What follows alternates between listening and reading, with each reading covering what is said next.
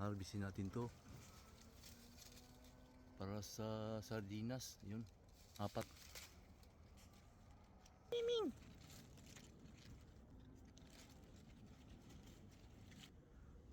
Lima yung na-harvest natin. Yan, nabalatan ko na lahat at na-slice. Magluto na tayo.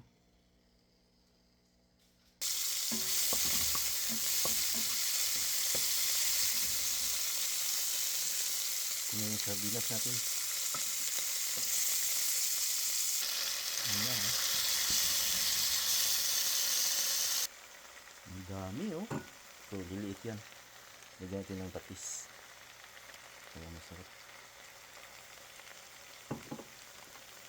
Peter.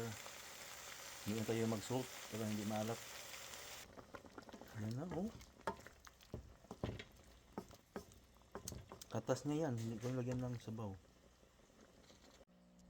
Ito na yung patula natin with sardines. Bahog na. Lagay ko na lang sa kanin.